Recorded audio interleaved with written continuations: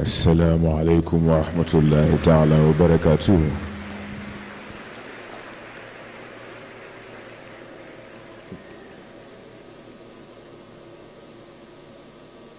Man ansari ila Allah.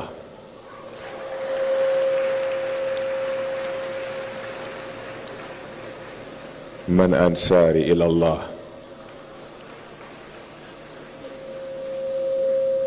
Man ansari ila Allah. L'élégance d'un ultimatum pertinent, car à la fois promesse affectueuse et garantie de rétribution sévère. Un de plusieurs exemples du verbe très haut, car transcendant toutes les couches de l'espace-temps, du concret et de l'abstrait. Un exemple éclatant de la vérité absolue, n'ayant guère de considération pour les perceptions égoïstes, fragiles et médiocres des serviteurs malgré eux. Remontons plutôt à l'origine de l'épreuve qui nous est octroyée par la grâce divine. Inni jahidu fil ardi khalifa. Un héritage lourd à l'héritier inconnu et sans historique. Un fardeau plus que légendaire, car même les cieux, dans leur sagesse, dans leur vaste sagesse, se présentent en contestation. Dans leur désespoir, ou pour certains, leur arrogance, ont-ils tous négligé l'extrême indépendance de la vérité absolue, ne dépendant ni de leur perception, ni de leur sensibilité ou de leur intérêt. Elle ne répond que de la volonté supérieure. Et ce n'est donc pas une question posée ou un avis demandé, c'est une déclaration officielle, une affirmation directe. Il semble cependant qu'à travers les âges et les marées des événements, que cet être choisi se contente du confort, de la garantie apparente de son succès, prédéterminé, oubliant trop facilement le contrat forgé solennellement Alastu bi rabbikum qalu bala. Cet être à l'image de son créateur, doté d'esprit, de volonté et d'un potentiel évolutionnel illimité, s'offrant sans réserve à la merci et à la miséricorde du Très-Haut. La beauté d'un choix fait sans contrainte, menace ou corruption. Telle est la nature de ce pacte céleste, une promesse qui retentira à travers la création. Surprenant donc, n'est-il pas, quand on trouve parmi les choisis ceux ayant l'hubris de dévier de leur chemin au nom d'intérêts éphémères et futiles, man ansari ilallah, au nom de folie et de distractions révoltantes et dégradantes, man ansari ilallah, au nom de fausses vérités, de leur propre fabrication et manipulation, man ansari ilallah. Il devient donc urgent et impératif de tirer une ligne dans le sable de notre conscience collective. Il est temps de faire séparation entre ceux pour qui servir ne peut signifier autre que l'intention supérieure, et ceux qui, par de leur cœur aveugle, s'évertuent en vain à plier l'architecture céleste pour leur intérêt terrestre. Wassalamu alaikum wa rahmatullah.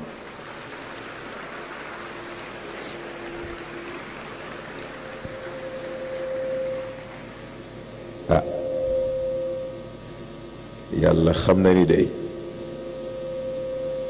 waajuñu ko dañ ne woon sax ren du jar ñu làkk dara dañuy indi wolof gi rek te teel a yeewi nit ñi waaye xam nga ku am sa góor yaa am sa góor ma daal damaa toog jot yóbbante bu jaar ci suñu ambassadeur am baat daal bu ma ci for ma rëdd ba sama loxo yi metti moo nga noonu ñoo ngi nuyu ñi fi teew ñëpp di leen ziar di leen baalu waxate di leen baal àq di leen ndokkeel ci bés bi di leen ndokkeel ci weer bi di ñaan yàlla nañ ko yàgg fekkee ci rafetu fekkee ci mbaaxu yàlla ak barke ñi mu am ñépp mu mel ni nag daara ji tijjiwaat na ndegam mës naa tëj ndax xam-xam du jeex jàng du jeex ku ci yàmmale sa bopp rek yaa ci yàmmale sa bopp ñu am kilifa nag boo xam ne léppam xam-xam la léppam jàngale la yàlla nañ ko yàgg jëriñoo ni ko mbokk yi waxee élégance divine principe humain sànq rek sama mbokk Pape Cheikh Sarr moom moo koy laaj ne ma lan mooy baatu élégance divine ma def ko yëfi ndongo daara ma ne ko léegi li ñuy def non ma ne ko boo ko deviné non ma jox la fukki junni waaye xam naa mu xool xam ni mbir yi mënu koo gis mu ne ko xaaral ma yërëm la mu ne ko xam nga lan mooy élégance divine mu ne ma ne ko ni ngay àttee mbiru nit ak ni ngay àttee mbiru yàlla mënul bokk mu ne ko nit bu la neexee nga ne principe mën na dox waaye yàlla bu tuddee principe ci wàllam rek daanu ndax principe dafa mécanique condition la dafa mécanique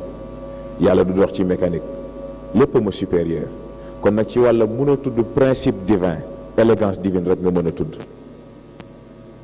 ci biir loolu kon pour dégg thème bi yomb na lan la nit mën a jàng ci sunnaay yàlla adapté ko ci boppam pour mën ko gën a jege weesuwul lii te yaakaar naa bu ñu dégloo extrait yi fi jaar mbir yi dana gën a leer man sax damay ñaxtu wax dëgg neex yàlla ndax mbokk yi ñoom ñee saa dañ may def yooyu fii ma toog ni yàlla xam ne lépp li waroon génn ci colisée bi sama yaram mujj naa tàng maa ngi koy bëgg a sotti ndax rek ñu amul ñu dul ñoom sant yàlla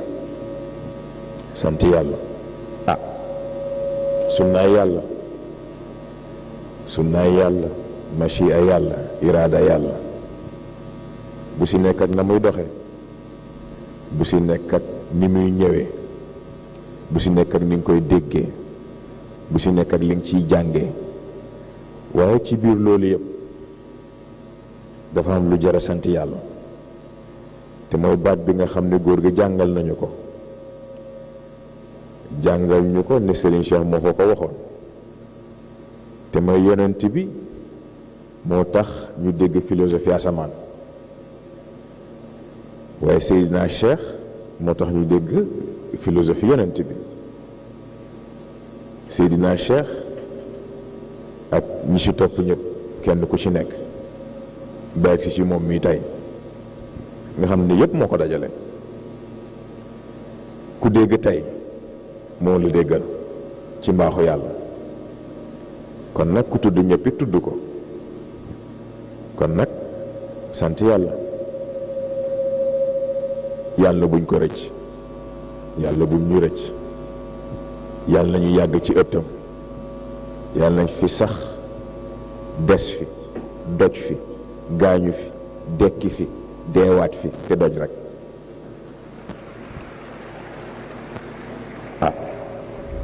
xëy na kàddu yi sax yàlla xam ne jarul guddal ndax yii ñëw a ngi ñëw échange yeeg intervention yeeg yooyu yëpp moo ngi ñëw te yaakaar naa mooy ëpp solo te moom bésu formalité la rek kon nag du jar a guddal xanaa gën a ñaanalante rek gën a ndokkeelante gën a fonkante incha allah xam naa nag dinaa xaw a tooñ tuuti ndax dañu am fan yi benn printemps arabe bu bees bu judd ci kër gi xam naa ña ca bokk xam nañ seen bopp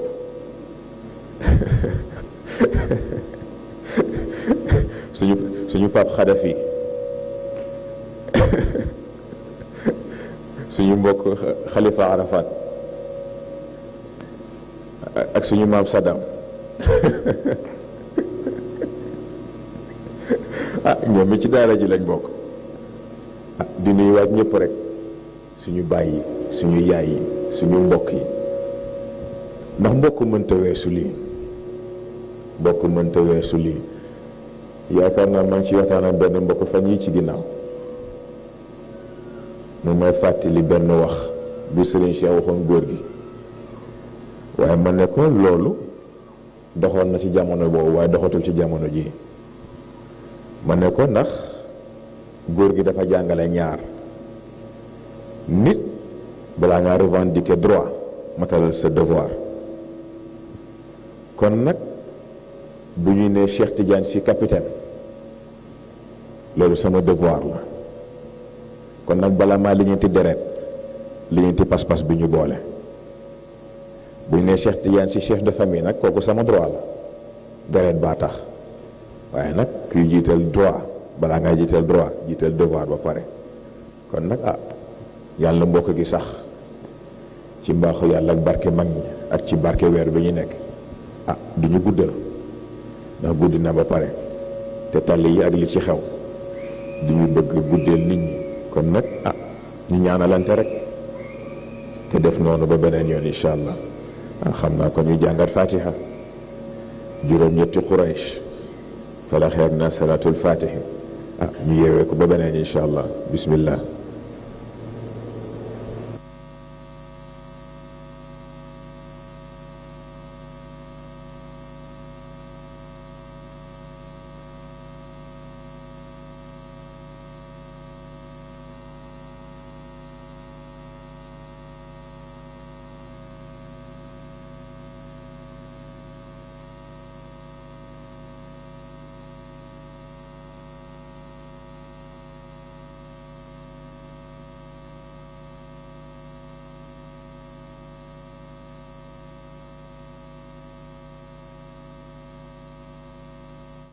Du chemin des universités du Ramadan au Colisée de l'éveil, le Daïratul Moustarchidine wal Moustarchidati, dans sa mission de vulgarisation des enseignements islamiques, continue son petit bonhomme de chemin.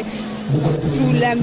la vision éclairée de son guide charismatique Serigne Mouhamadoul Moustapha Sy, l'édition 2023 de l'université du Ramadan teintée du Colisée de l'éveil ouvre à nouveau des portes. En intégrant le Colisée de l'éveil dans cette université du Ramadan, Serigne Cheikh Ahmed Tidiane Sy capitaine se fonde bel et bien sur une base déjà éclairée car répondant à un objectif qui s'inscrit dans les principes du Daïra. Aujourd'hui, il est difficile de voir, impossible de savoir le nombre exact des personnes qui suivent avec intérêt les cours magistraux, car les internautes dépassent de loin le public qui prend d'assaut le domicile de Serigne Mouhamadoul Moustapha Sy à Tivaouane. L'objectif visé